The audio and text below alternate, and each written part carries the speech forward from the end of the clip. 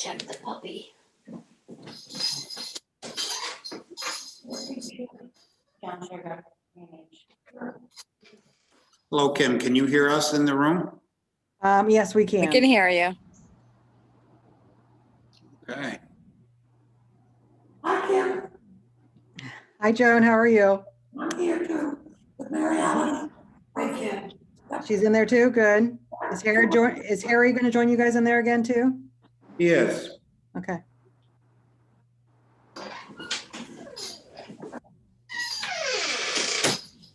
Gave that girl the referral. That girl I talked to you Oh, about. good. Excellent. Hopefully she can get through them. She was seeing somebody from Pine Knolls. I don't know what that's about. I told her, you make up your own mind, do your own thing. I Yeah, did. absolutely. You know, if she found somebody that works for her, that's even better. Yeah, that's all right. Yep, Thank you for that. absolutely. Anytime. Okay, then.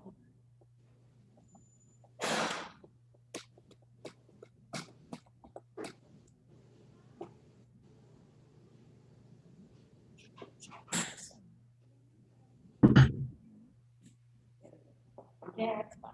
Oh,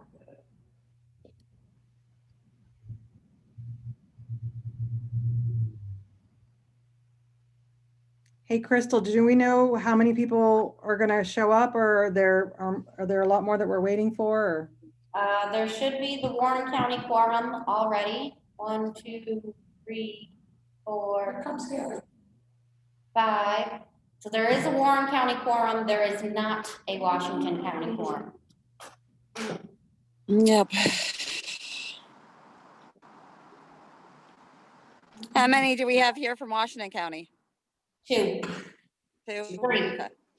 Can we do a roll call attendance? Because there's some people calling in also. That's a good plan.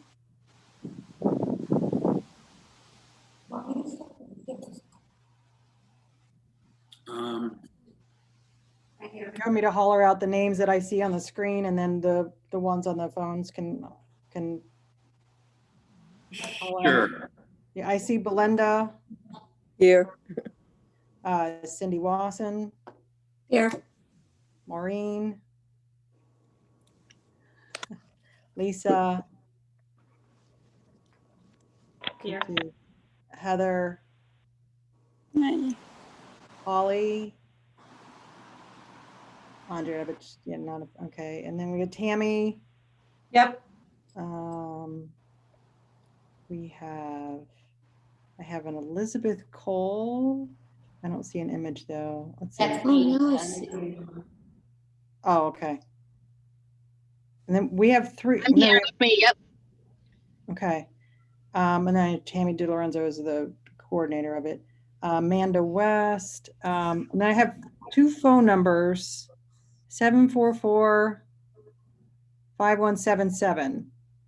That's Julie Beebe. I'm here. Okay. How about 792-7143? That's us. Oh, that's you guys. Okay. Okay. In addition, we have some of our providers, John and who else is here? Mark is here and Sally's here. Did I miss him? Mary's here. Andrea and John. Oh, Andrew, I'm sorry. Yes. Sorry. I think I said John, right? Okay. Yeah. You didn't call us. Okay, and then in the room here. What? Joan Grishka. Gary Murphy. Harry Carlson. Krista Lawrence. And Rob York. Okay, Kim, I think we can move forward. Okay. Heather, do you want to do it this time? I can. I might need help with the agenda because, as I said, I'm using my cell phone Okay. just for, what we need to do. So, Approval of minutes is the first item. yep. So we can start off with welcome everyone. I'm glad that everybody's here for the Warren Washington Community Service Boards, October 8th. Let's start off with the approval of the minutes. I don't have quorum, so Kim, if you want to do your minutes for Warren County. Be glad to. Hopefully everyone received a copy of the minutes that came through from Crystal. Did anybody have any concerns or issues that they needed to address? Any corrections that Crystal needed to make? I'll make a motion to approve. We have a motion on the floor to approve. Do I have a second? I'll second. Okay, all in favor? Aye. Aye. Any opposed? Motion carried for Warren. Okay. The next on the agenda, Kim, can you remind? I'm sorry. It's the BHSN, OMH, and OASIS approvals. Liz Cole. Okay. Yep. Hi there. So happy to just give an update on where we are in the implementation of BHSN in the Warren and Washington County area. So we have received our approvals from OMH and OASIS and officially have our operating certificates to start. We are looking at a November 9th implementation date. Starting that week, we are continuing to build out staff and hire clinicians to identify the need, and we're moving right along. It's coming very quickly. We're very excited to be in the area, and we're working really closely with the staff to have a nice, smooth transition for staff and clients. Great. Great. Okay. And we can, So if nobody has any, sorry, Rob. I was just going to say, if anybody has any questions, I'm happy to answer them. We are going to continue to get more information out over the next couple of weeks, just to firm up some of those that timeline period. But that's what we're looking at is November 9th as an official launch date. Great.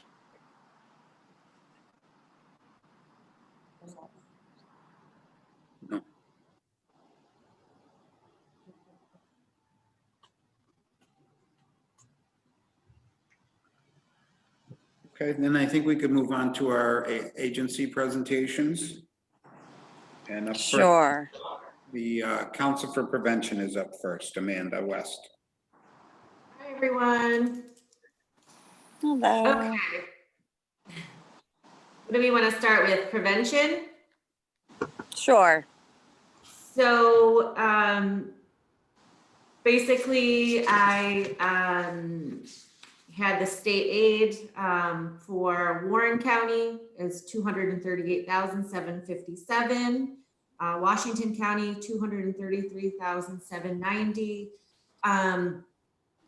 Going forward for next year, really the percentage in the increase in personnel is reflecting the cost of a fourth educator. The other change, it had been in the budget for 2020. It was put in incorrectly for rent at $34,000. So really, prevention will be paying for 9600. Sorry. Go, I'll be right with you. I'll be right with you. So rent basically is going to be split out between all programs. So prevention is technically only paying for a little over $9,000. Our OTPS did go down a little bit, and ever since our move, we basically purchased all of our equipment and everything we need, so we shouldn't need any more major upgrades. We've got a new phone system, and we have upgraded our server that was severely overdue, and we have updated all computers. So we are up to speed with all of our big purchases, I should say, that we would ever anticipate having to buy, knock on wood. For revenues, unfortunately, as you all know, due to COVID, we, a lot of things are on hold. I could not put in the budget that we would be getting 19,000 from schools. In fact, 7,000 was really a stretch for me. in the late spring, we had reached out to all school districts just to kind of give them an idea of what we could potentially be offering as far as, you know, basically everything we have done previously, we have put into some virtual form, including our evidence-based programs. So we've reached out to schools to say, you know, we understand you cannot keep your contracts with us. However, just to put the feelers out there. However, this is what we can offer you. This is, we could be, you know, technical support. We can come in, we can do training, social, emotional, trauma, whatever. But we understand that schools right now are just trying to get through every day. So unfortunately, we did put in for $7,000, and I think that's probably a little overly optimistic. You know, hearing from schools, we're not obviously we're not even allowed in. I can't send my educators in, so that's kind of that's a big change, drop in revenue.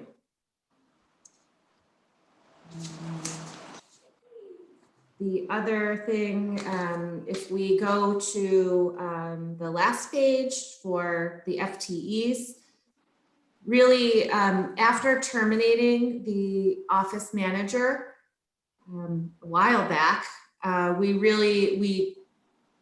didn't want to rehire.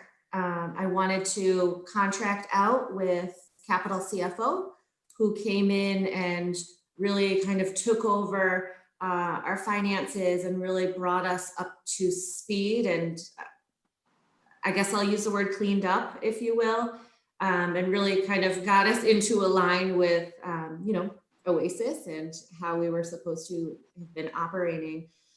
So that was a huge cost savings. I never rehired for that office manager.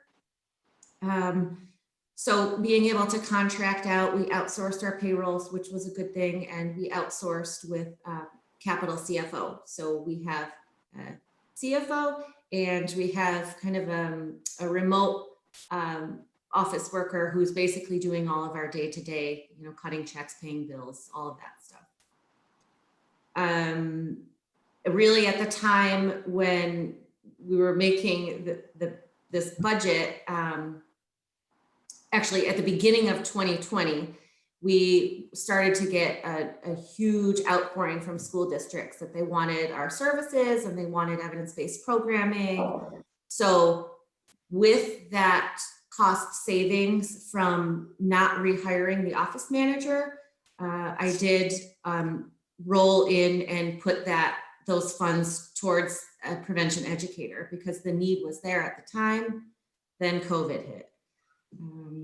I had a finance manager all lined up to start, but then I think it was like the second week we were home remotely from COVID in March, she did not take the job. So it is my goal, it is my hope that I do get one of those sometime soon. Really, prevention educators, we had a bit of an increase there proposed for 2021, and the data specialist is staying the same. Any questions on the prevention portion? I don't think so. Okay, I'll move along to the diversion / court outing. We, as you can see, we have a lot of changes. We originally had contracted with Glens Falls Hospital, and we were supplying the salary of the social worker from Glens Falls, from Center for Recovery, Glens Falls. We received a lot of feedback from Oasis, just really trying to help us boost the program numbers and really get the most bang for our buck. So we decided to make some changes. We do not solely contract with Glens Falls Hospital. Those funds now are just solely within the council. We have 2 program coordinators, as you will see the increase in the personnel services. You will notice a drastic change with the OTPS. It's drastically reduced. Part of the OTPS previously had been the social worker salary and fringe, and the other portion of that was when the proposal was originally written, they wrote in a contract with SUNY Albany for research. And that was, I believe, upwards of $20,000. That was thrown into the OTPS line. That has since been taken out. That was a drastic amount of money, and we decided to do all of our own in-house. So that's really why there's a drastic drop in the OTPS line. We do not receive any other revenue from that. And I did bring the state aid up to $226,340. Each county generously gives $113,170 for the program. Right now, what we're doing, we have Spencer and Kate in-house who are running the outing programs. We have two groups running at the same time. We have Glens Falls City Court running, and we actually have 7 participants in that right now, and that's been going really, really well. And we also are working with Warren County Drug Treatment Court, Kelly Strong, and we're trying to work out a way to keep the outings, resume those outings, and keep everyone safe since we have to social distance in van. So we had, we left out an intern. We did add a diversion supervisor because this program doesn't require a lot of oversight.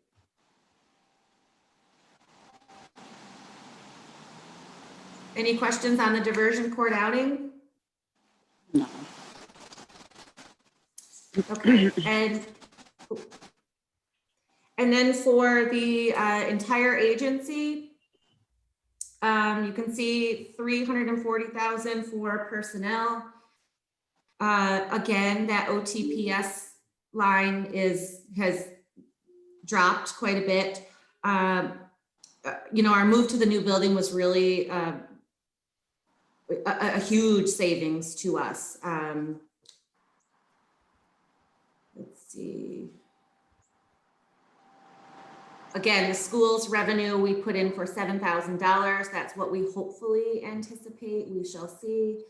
Glens Falls Hospital, that's with our Adolescent Challenge program.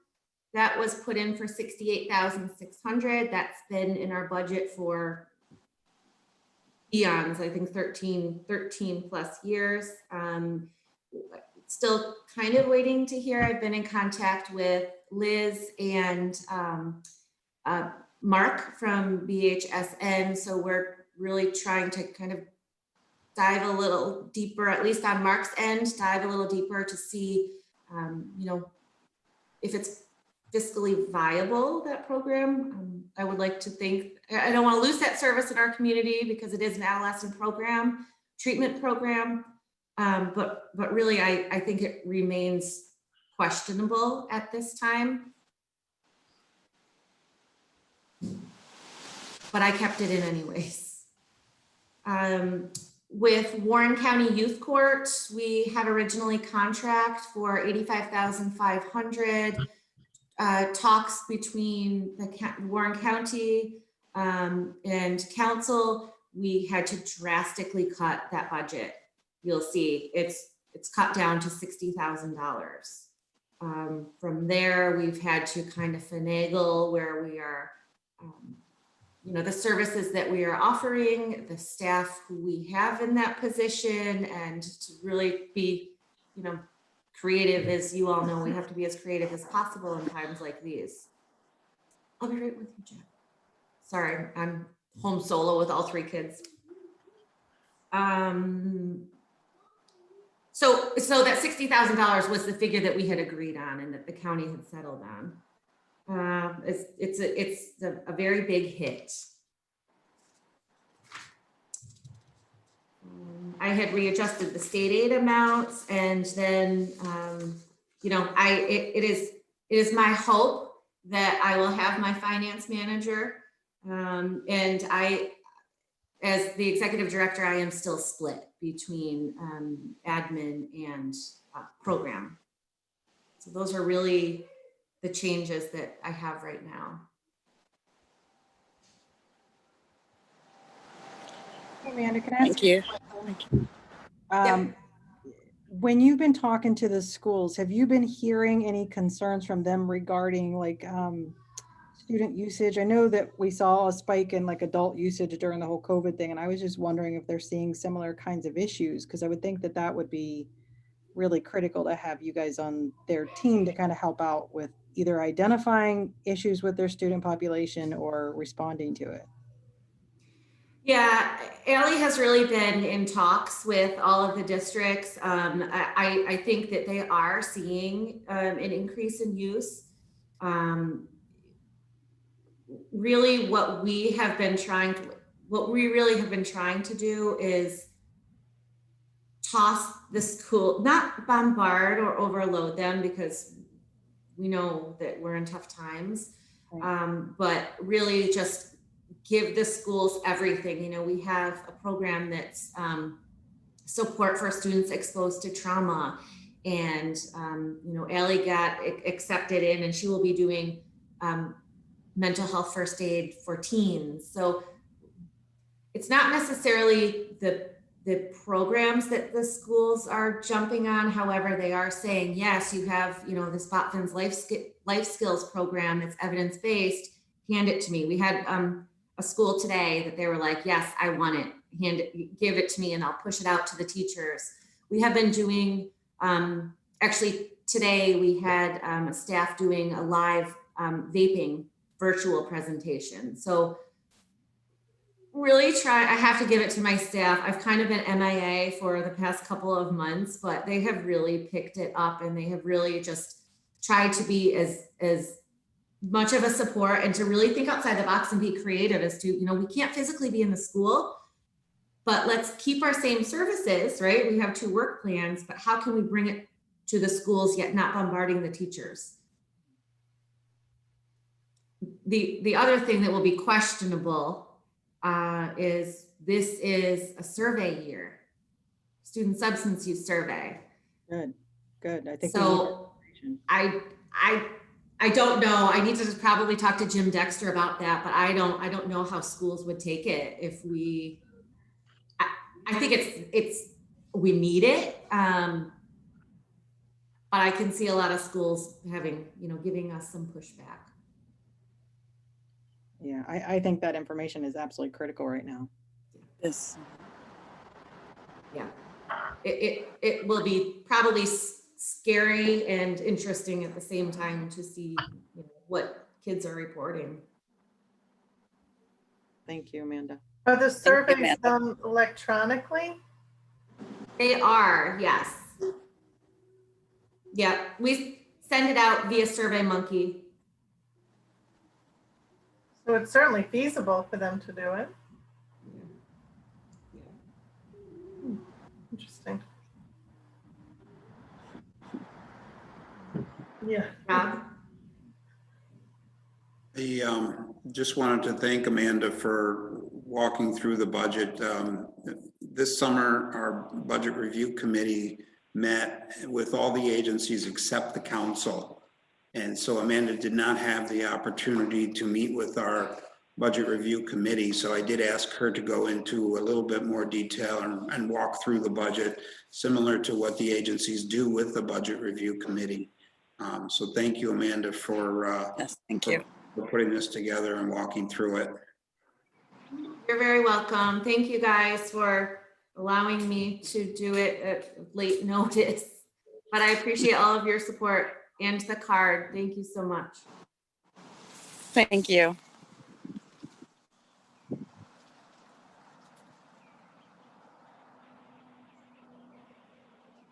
All right. Who is next, Rob, on our Okay, so presentation?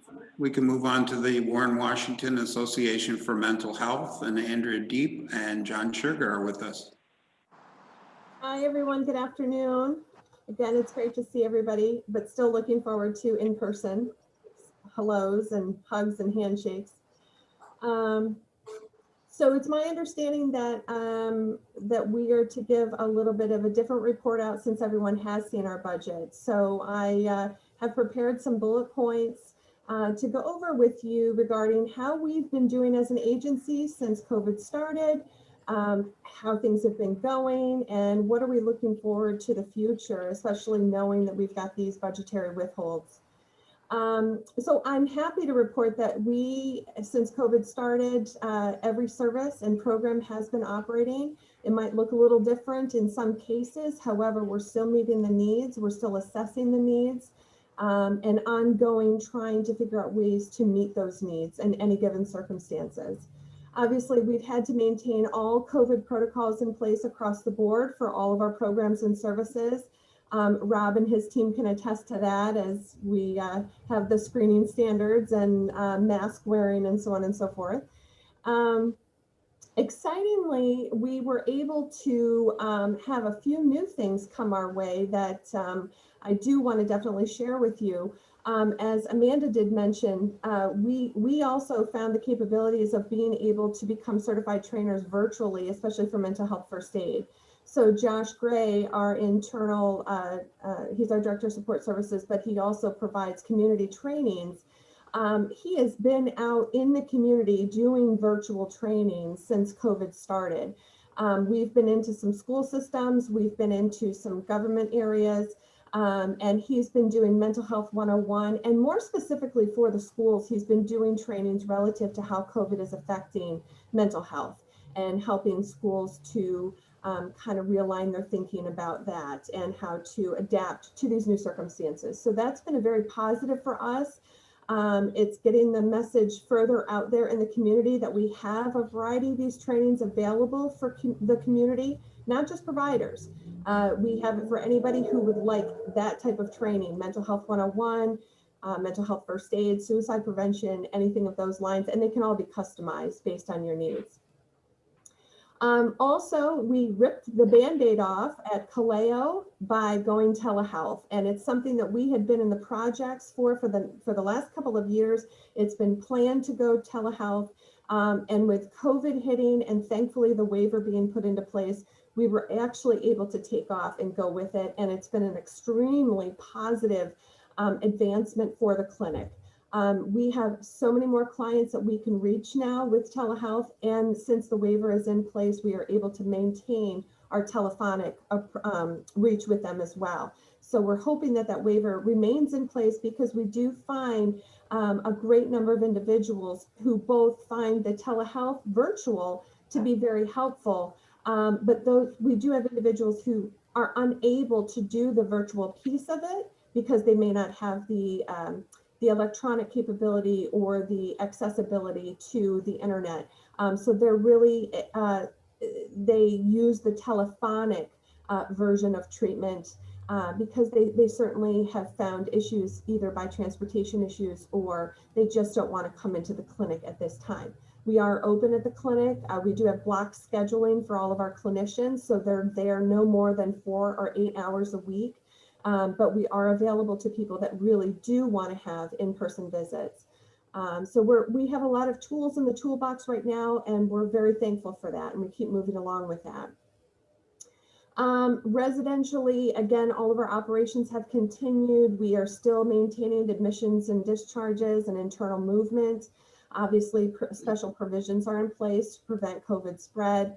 Our construction continues at 25 Maple. It's been a year since we told you that we got the construction monies from the Office of Mental Health. We did start that construction back in October of last year.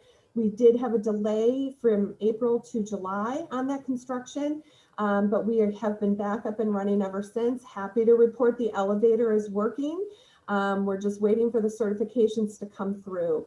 We are just about 75 to 80% complete on that construction project and hope to have it completed by the end of the year. And then of course our Cooper Street project in Glens Falls, we're about 45 to 50% complete. The oral arguments for the Warren County Supreme Court did take place yesterday. We have about a 30 to 45 day wait until we get the notification as to what the judge's rulings are going to be. Again, staying very positive with that, knowing that we are almost 50% complete on that building.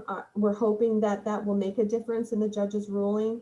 Our goal is to, as long as everything maintains on the track that it's on, that we should be opening our doors in March or April of 2021 and have full 100% capacity by August of 2021. Again, knowing that there's such a long wait list for this type of service.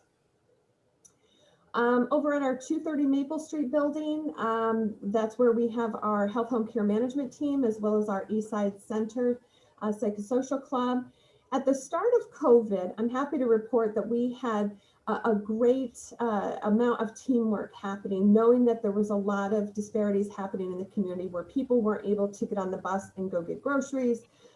People were going without food. People were just stuck in a rut. And we had a great collaboration between our health home care management department and our Eastside Center to pool their resources and create a meal delivery system to any AMH client who was unable to get food for themselves. So we were delivering 5 days a week for 7 days worth of meals, 2 meals a day.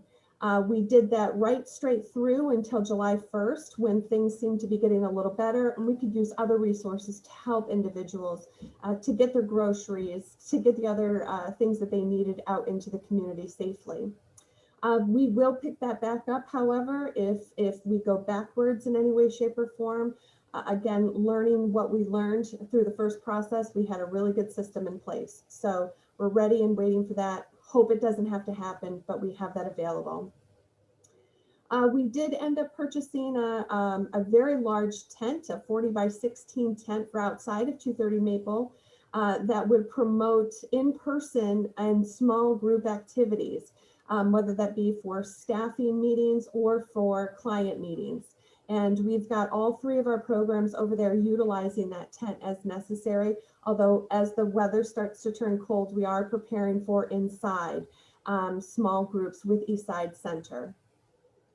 The health home care management team does continue to work out of 230 Maple. However, with their jobs, it's inherent that they're out in the community a lot, but they do have staggered staffing back at the site just to ensure COVID compliance with staffing. And I am happy to report too, with Eastside Center, you know, being a social club in the midst of COVID is certainly not conducive. So we had to go back to our brains and think of very creative ways that we could still continue to meet the needs of the individuals. And right out of the gate, the first thing that our staff did once we had to close our doors due to COVID was connecting telephonically with all of our members on a daily basis. And we've had a lot of members say to us, you know, I've never talked with the staff so much because of those daily calls. We also implemented several groups being done virtually through Zoom and assisted individuals in helping them to, you know, learn the technology, to gain the technology, to be comfortable with the technology, to do it. Again, had a lot of individuals very grateful for that because they were able to maintain connection with one another. And as I mentioned with the tent, we did start a small group in person in September, and those have been very successful. Again, we are trying to follow COVID policies and procedures as much as we possibly can, just for the inherent needs of our members there. And the many health issues that they do bring to the table, we want to make sure that we are keeping them safe when they are coming on site, and also keeping our staff safe as well. And that's agency-wide. We've had more members actually take part in virtual sessions and come to the small in-person groups than we've had before. So overall, while we still have some anxieties wrapped around that social activity, we are able to work through it and try to help individuals on an individual basis to try to get them what they need. Additionally, administrative-wise, Something that was pre-planned before COVID and started right in the middle of COVID was putting our entire agency all on one electronic health platform, with the exception of health home care management, but finding a way to connect them to our full agency platform. This is obviously going to make reporting and trend analysis much better, especially for Mr. Shurga and his team. But it's also adds to consistency and recognizability across our system, makes it much easier for connectivity, especially when we talk about connecting with HCSCNE from a medical perspective, as well as better communication with external health providers for more productive like continuum of care for our individuals. We hope to go live with that in February of 2021. It's quite a process. So how we are doing, our spirits here have remained motivated. We have felt much more teamwork than we, I think, have in a long time. Morale does dip, I'm going to be frankly honest, but we do find that together we are getting through this, and that's the only way we are going to be able to be successful and see everybody get through this. We've remained client-centered, but we've also worked diligently to meet the needs of our staff, trying to meet them where they're at as well, because we have a lot of staff that have now childcare issues with schools not being open or having a hybrid model, individuals who have family members that they're taking care of, and then just with COVID in general, trying to keep them safe too. Our big thing is we are very client-centered here, but we are also very staff-centered, and we realize that if we don't have any staff, we have no services. So we're trying to work very diligently with both aspects of that and trying to balance everything. Unfortunately, we did have one positive case of COVID, and sadly that person passed away from it back in April. He was a client of our health home care management services. Fortunately though, we've only had one other positive case with our staff, and that was just recently, and thankfully she did not have any severe issues with it, and one case of positive COVID case with a member from Eastside Center. And fortunately, again, she has not had any significant impact from the virus. So we're very thankful for that. And knock on wood, we hope that we can continue moving along in this direction safely. We've got obviously a lot of major financial impacts that have been made to our budget just due to the increased spending of personal protective equipment, the cleaning and sanitization products, and then accommodations to make those services work that we've had to come up with. So the telehealth equipment and the software, the tent for outside, the additional spending for the meals that we were delivering. And all for good reasons, and we would do it again if we had to. Unfortunately, COVID doesn't look to have a clear end at this point, so we continue to compound in those financial costs. But we are doing everything that we can at this point. We've applied for numerous grants. We have received some, we haven't received others. Our Director of Development and John Shurga have been working what feels like, I'm sure to John, with day and night, not getting any sleep, just thinking about all of this and trying to, compensate for the things that we've been dealing with. But we're moving along steadily, and we're just hoping that there's certain things that will happen and come into place as we continue.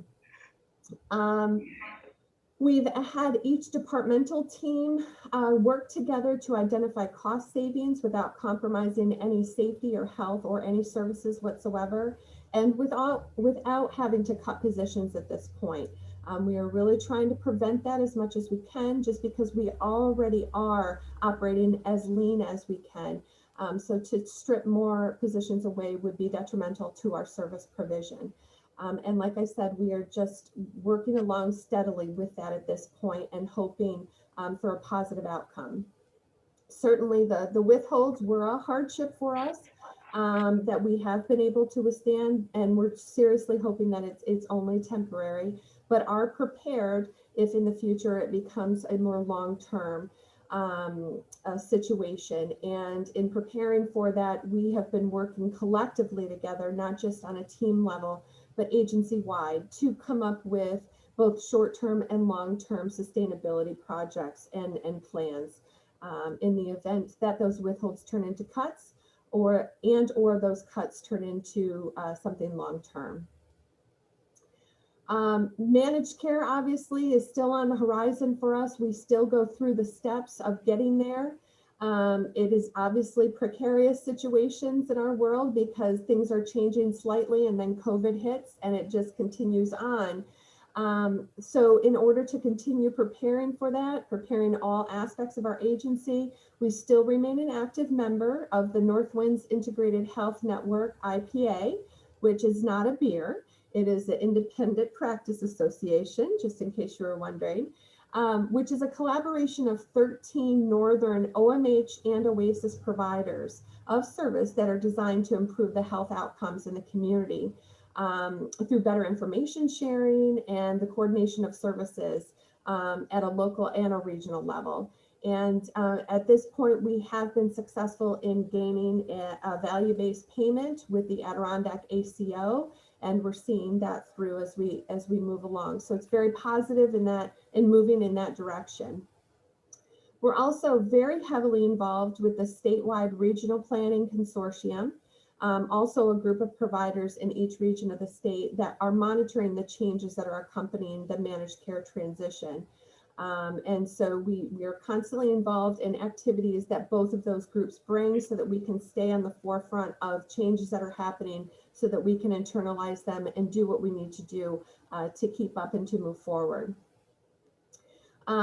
We have, as I mentioned, we've had to find different ways for identifying what needs are that our individuals have that we serve in the community and finding creative ways to meet those needs. Obviously those have been they're differing in many ways. A lot of them are attached to technology.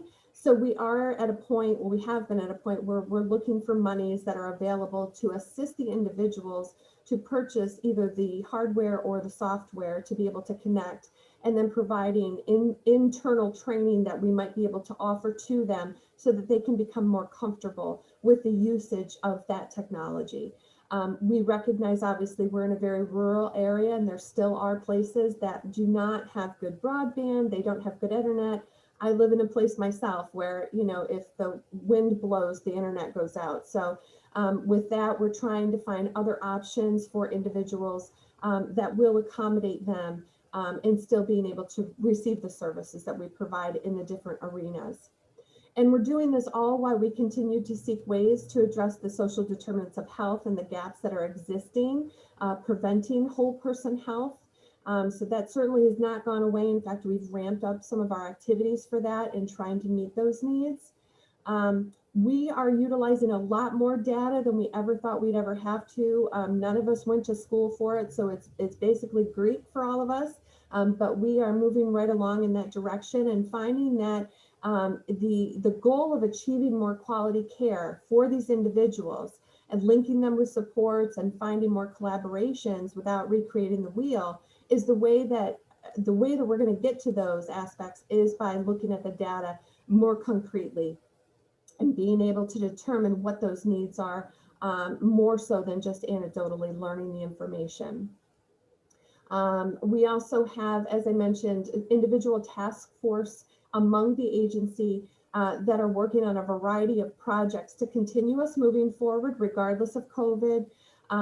One specific project that is very near and dear to our hearts due to our aging population is we've been working with local higher level of care facilities, long-term care supports, to talk about how we can assist our individuals in aging in place, as well as to assist and support those types of facilities in assisting the individuals that end up living in those facilities to have positive experiences, both with the caretakers and the individuals themselves through training, different mental health supports that we might be able to provide on site at those locations.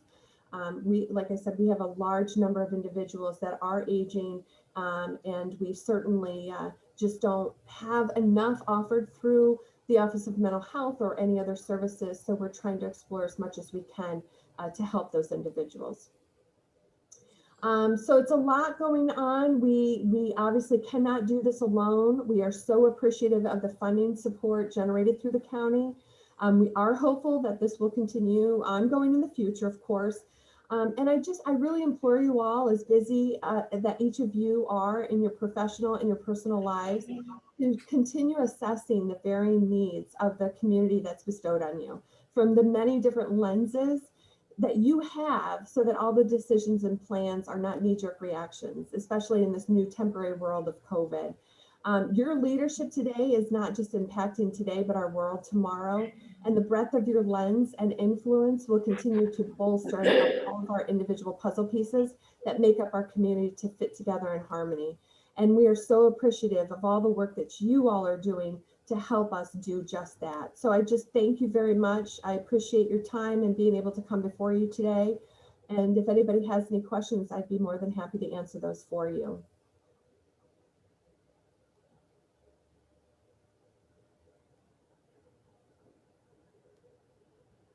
Andrea, I know one of the other things that you all do is you provide a lot of transportation for folks that use your services because they don't have easy access to things. Do you have any plans for continuing with transportation? Because I know that's difficult to manage.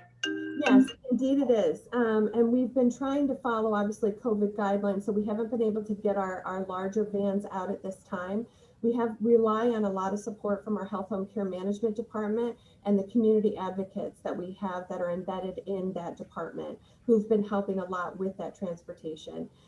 We're finding that it's a lot more difficult because of the COVID protocols that are in place, even with the larger vans. But the plan is to roll out the transportation with those vans and the other individual cars and vehicles that we have when we do go to in-person over at Eastside.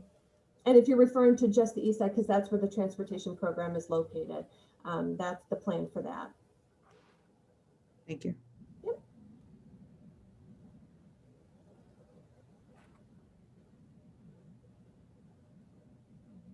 I don't know, Andrea, but I know RSVP and the Conklin Center are both places that have, they started their transportation programs back up, I think, at the end of July. So you guys might check with them to see what kind of protocols they set up, because it's been going really well. Yeah, oh, that's great to hear. Great to hear. We'll definitely reach out to them. And the first one you said, Belinda, was RSVP. Okay, thank you very much. Oh, you're welcome.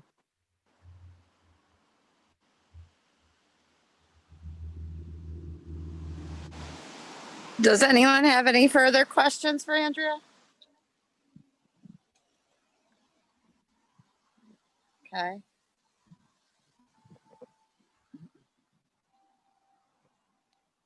Looking to see. Okay, so I think, thank you, Andrea and John.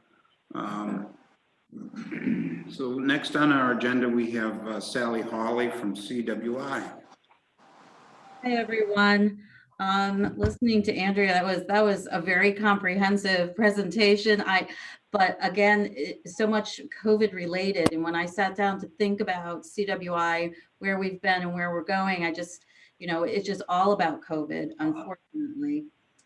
It's just affected every operational aspect of CWI. It really hit us in March when first OPWDD told us nobody in certified settings could attend our day services. And then less than a week later, they said nobody could attend our day services. And it just all happened so fast. And we've been on this roller coaster that really hasn't stopped since mid-March. So we closed all of our day services. That impacted over 350 individuals, more than 100 staff. Those are our day services and our transit connection staff. We did continue operations with other services. Of course, residentials continued 100%. Our supported employment, where we receive our county funding, has continued, along with community services of Community Hub and Respite, some of our clinical services and our family support and consumer direction services. But we have seen a reduction in services. People aren't wanting other people to come in their home. They're not wanting to leave their home. And that's had a big impact on revenue. and on staff. I mean, we have staff that depend on individuals allowing them to provide that service. And when they don't have it, then those staff don't have hours to work. OPWDD did initiate a retainer day program, fortunately, shortly after the pandemic began. And that was so we could retain our staff, and they allowed us some flexibilities in how we delivered our services. They allowed us to do telehealth, not only through the Foothills Clinic, but through our day hub, through our community hub. And those were lifelines, like Andrea was speaking of with the members at Eastside Center. The people really appreciated those phone calls that they were getting from staff, those check-ins, those remember me and we miss you kind of things. And we also could do some indirect services, which was interesting, similar to another initiative that Andrea's group had. We could buy groceries and bring them to people and leave them outside their home. We could help them with yard work. We could pick up their prescriptions, and they did allow us to bill for that, which was very kind on both sides. You know, then we became very busy with other necessary activities, procuring PPE, very challenging in the beginning and very expensive throughout. We had to set up cleaning and distancing protocols. We instituted remote work for staff, which we'd never done before. We had to reduce our building occupancy, but we also spent a good deal of time on staff appreciation, particularly in our residential division. Those people are so dedicated and working so hard, putting themselves at risk, but nobody's complaining. And you know, often they're just working excessive hours just to make sure everybody is safe. And so we appreciate their hard work and dedication, and we have spent a fair amount of time saying thank you to them in as many ways as we can. We have not had to lay off staff. Fortunately, the Retainer Day program helped us do that. We also procured a PPP loan, and that has been very helpful throughout the summer. We pursued all options for funding. Along with those two, we've looked to FEMA, we've looked to the Wood Foundation, to the Glens Falls Foundation. Stewart's offered some grants, and you know, we've gotten some, but not others. We did have to close our Just a Buck store in March, but we were able to open that back in July, which was fortunate, so people could go back to work. The Retainer Day program ended very suddenly around July 21st. And so we did have to scramble to open up our services again. We have many protocols that we have to follow: reduced capacities, social distancing, masking. So we had to write extensive safety plans that we submitted to OPWDD. And so we were able to open our day hub and community pre-voke services about 15 days after the end of the Retainer Day program. But again, at reduced capacity, some people don't want to return. We're not able to transport everybody because we can't as many people in our vehicles. And it would require a great increase in the number of staff that we have to provide services for everybody that we were providing it to before the pandemic. So I would say we're probably maybe at 40% capacity right now in our day services. Our emergency funding has been exhausted. We've been advocating wherever we can for disability organizations to be recognized and supported. We know there's not anything coming from Washington anytime soon.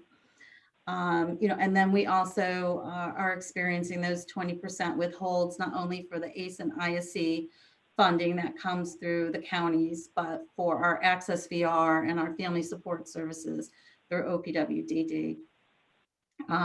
We also are looking at a funding cut in our residential program that was written into the budget, and we are advocating to have that paused, but I don't know if we'll be successful there. And it feels like everything's been COVID, but we have done a couple other things through the course of the year.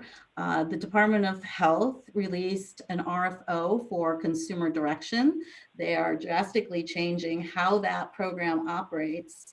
And when we looked at the scope of that RFO, we decided that CWI could not make that application independently. So we were able, fortunately, to partner with Consumer Directed Choices, which is a fairly large consumer direction agency in the Capital District.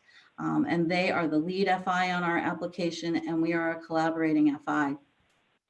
We should have heard in July about the awards, but the Department of Health has put that on hold until further notice. So we don't know if we've gotten the award. So we just continue to operate as is. We're hoping to hear sometime this month. We also have been working on implementing electronic visit verification, which is a mandate from the federal government through the Cures Act. And that applies to our community hub and respite staff working out in the community so that they electronically through GPS clock in and out, and this information gets sent directly to eMedNI. So both the OMIG and OIG can check and make sure our staff are where they are when they say they are there. So at this time, looking forward to 2021, it feels a little uncertain at best. We don't have any plans to not continue any of the services that we've been providing for all of these years, although it is that decreased capacity for sure. We're a little concerned if there's a second wave of COVID because we are not sure that there will be the retainer day programs or other financial supports that we were able to take advantage of this first go round. So we don't know what that will look like. It's a little bit scary. And sorry not to be so upbeat, but that's sort of where we are. Like every day, it's just, can we get through this day? Can we do what we can do? If you have any questions?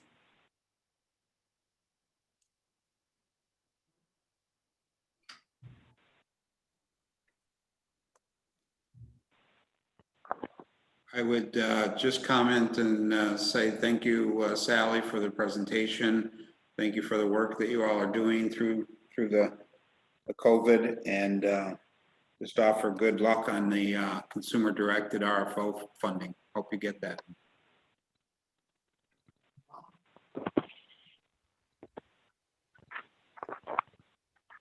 Yes, thank you, Sally.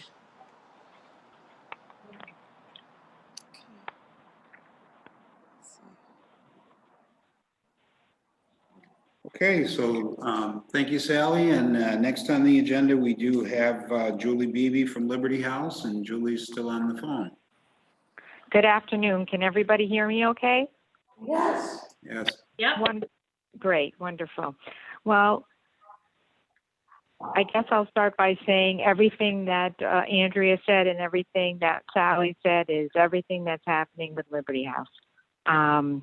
When the pandemic hit, we remained open for all of our off-site services, and they have remained open since the beginning of the pandemic. So all of our employment programs, anything that we do off-site, we continue to do. And then we weren't able to have on-site services as effective March 17th when OPWDD shut that down. So we provided services telephonically. We provided services, delivering medications, delivering food, taking people to doctor's appointments, therapy appointments, shopping, etc. Whatever service they needed, we were there to provide. We reopened our on-site community pre-vote program on August 8th at about a 50% capacity and continued with our off-site services, and so far so good. It's going extremely well. We had to submit CWI a safety plan to OPWDD to ensure that we are in compliance with all of their safety protocols. The members were so happy to be back on site in the program that they followed all the rules without question. And, we really spent a lot of time working with them to get them to understand the social distancing, the mask wearing, the hand sanitation, etc. And as I said, because they wanted to be there so badly, it hasn't been an issue at all. We applied for and received a PPP loan, which has certainly helped us withstand the budgetary cuts that we have received, you know, and to help us figure out what the reduced billing is going to look like for the months of August and September. We're prepared for another wave of COVID. We have stockpiles of PPE. We're managing all of our budget reductions. And that's kind of where we're at with 2020. We, again, have reached out to all of our members on a daily basis, and certainly, like the other agencies, trying to take care of staff because this is affecting everybody. We have a lot of individuals who have children who are in that hybrid scheduling, so we've been trying to be really flexible in you know, being able to work from home. And one of the things that we did use our PPP loan for was to give all staff remote capability. So in the event that we literally couldn't be in the building, we would be able to do that. We're hoping that that loan will be forgiven. We will submit that application at the end of next week, and they have 90 days. We're hoping the whole amount is forgiven. And we were to expand our employment program in 2020, but that has been pushed off to 2021. So that's what we hope to do in 2021. Believe it or not, our employment portion of our program did exceptionally well during this COVID period because of the number of individuals who didn't want to go to work or who couldn't go to work. And that opened up available positions for our folks. So we were able to put quite a few people to work during this time. We also assisted all of those individuals who were laid off with the unemployment applications, etc. So that's kind of in a nutshell where we are. We did not put in for any increase in our county budget, so our budget has remained flat. And, you know, hopefully, you know, 2021 is better than 2020. So that's kind of in a nutshell what's going on at Liberty House.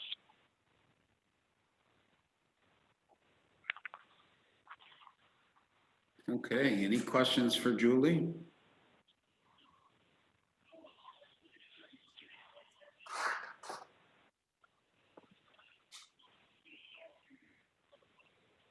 Okay, I don't hear any, so thank you, Julie, so much for all your work. And thank you, the county and the Community Services Board, for your continued support of our program. We wouldn't be here today without it, so thank you so much. Julie. Okay, so we'll move on to new business, and Warren County has a quorum, so Warren County could vote on approval of the 2021 contract agency budget and contract amounts. As I mentioned, the Budget Review Committee met this summer, and they did recommend approval of all the budgets. Okay, so after hearing the last meeting and this meeting, everybody's presentations, if everyone can make sure that I think everyone has their cameras on. Do I have a motion on the floor to accept the budgets as they've been presented? Cindy? Yes. Do I have a second? Second, Joan, thank you. Do we have any questions or any discussion before we take our vote? Okay, all in favor from Warren County, please show of hands. Aye. And Crystal, you can see the folks in the room. Joan? Yes, ma'am. Any opposed? Abstentions? Motion carried for Warren. Thank you all. Joan doesn't Abstain from abstain on Liberty House. I do. Thank you.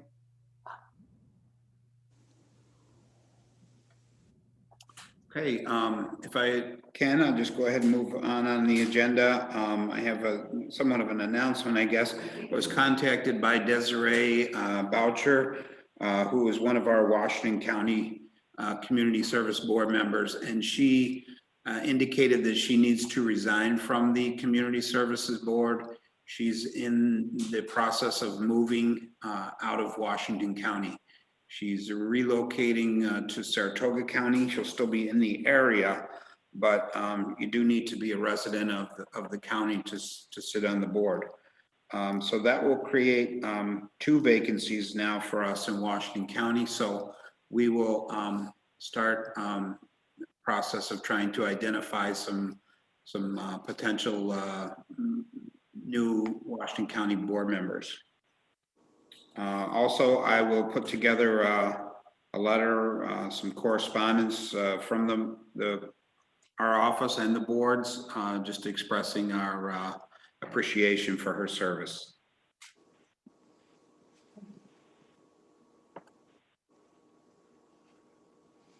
Okay, we'll move on then to some informational updates that we have, and informational items.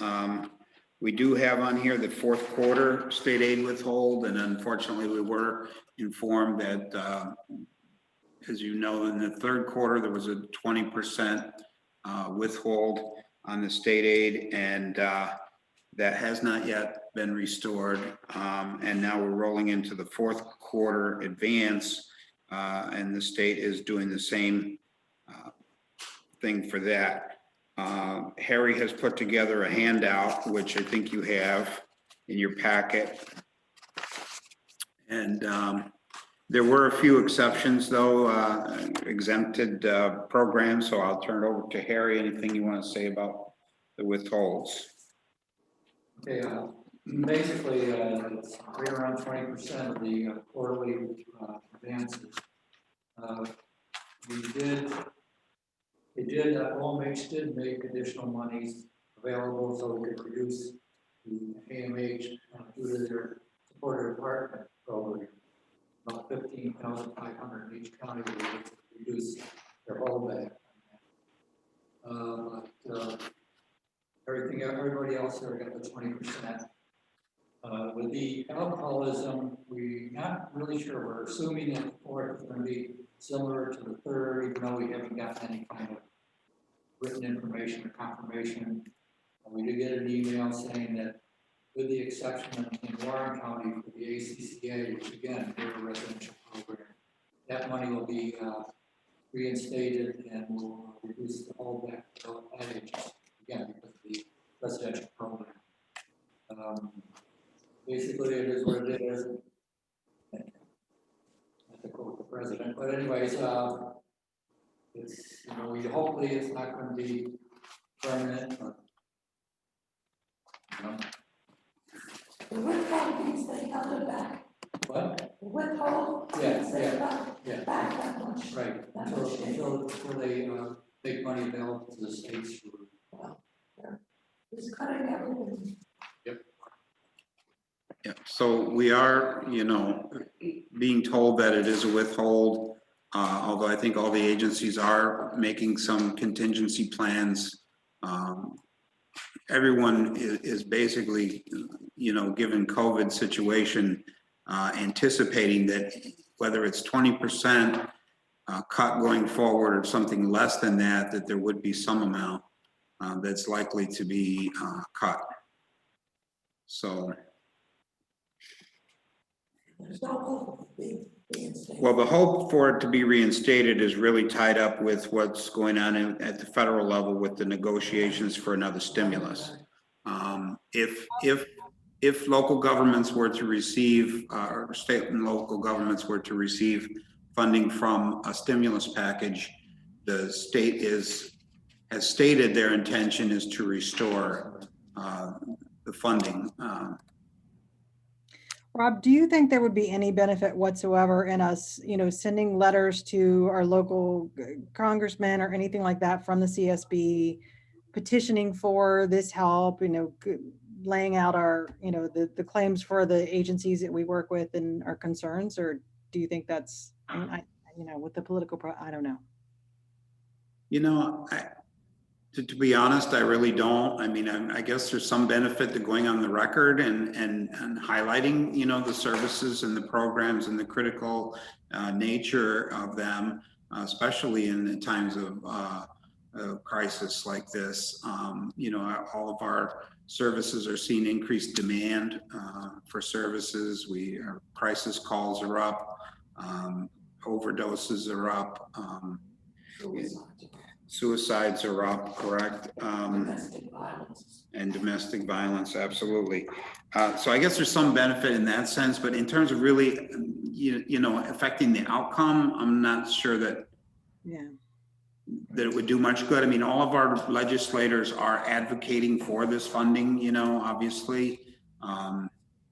So. I don't think the House is the problem, it's the Senate. Yeah. Basically.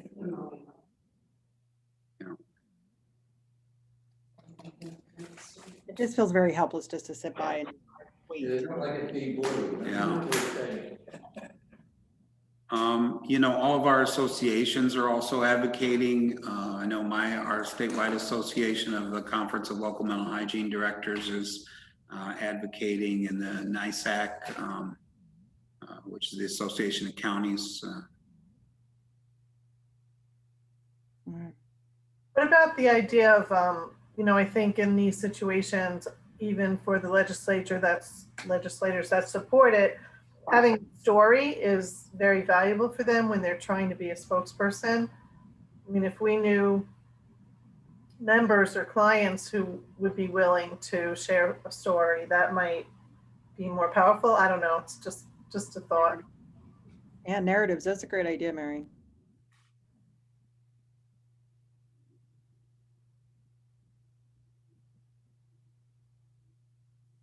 Yeah, so we can look at that.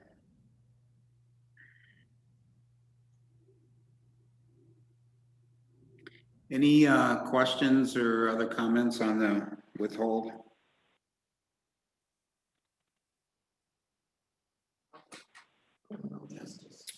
So moving on, then, the Criminal Justice Community Services Task Force. This is something that Carrie Wright from my office was going to report out on, and she was unable to make the meeting this afternoon. So we're going to postpone that, and we'll just put it on the agenda for next meeting. But Carrie's been very active with this group. They're working with Glens Falls Police Department on a potential pilot program, and a diversion program, pre-arrest diversion, and some other exciting things that are going on with that group. So I'll save that for Carrie for our next meeting. And then the next item is somewhat related. New York State Police Reform and Reinvention Collaborative. Local law enforcement agencies across New York State are required to develop a community plan for looking at best practices and reinvention of their policing practices and policies. And so I have been asked to sit on a committee with Glens Falls Police Department and various stakeholders from the city to look at some of these policies. And, you know, they interface with a lot of individuals that we also serve, and they're involved in our mental health emergencies. And so we're pleased to work with them in this fashion. The first meeting of that committee is actually happening later this evening, and then we'll have periodic meetings, and I'll just periodically update the boards as to our activities. Then also in your handout, there was a memo that came out from the Office of Addiction Supports and Services and the Office of Mental Health. They announced that they are holding some listening sessions related to integration of the two offices into one state office. This has been talked about, obviously, a number of times over the years. But there is information there if you were interested and you want to, you know, register for to link in. anyone from the public, anyone from the Community Services Board, obviously would have opportunity if you want to make comment. I will say that, again, my statewide association is organizing some comments, and also each region in the state is looking at, each region of county directors is looking at putting together some comments from our regions to highlight certain, regional issues or regional needs. So if anyone's interested in participating, you have the information. If you have input that you would like me to relay, I can also do it that way. So you could send me an email, and I can try to incorporate that into the regional comments. Well, I mean, less money spent, administration. Probably not. Okay, so also in your packet, we've included the 2021 meeting calendar. So everyone should have now a copy of the planned meetings for 2021. And that's both for the Community Services Board and the subcommittees.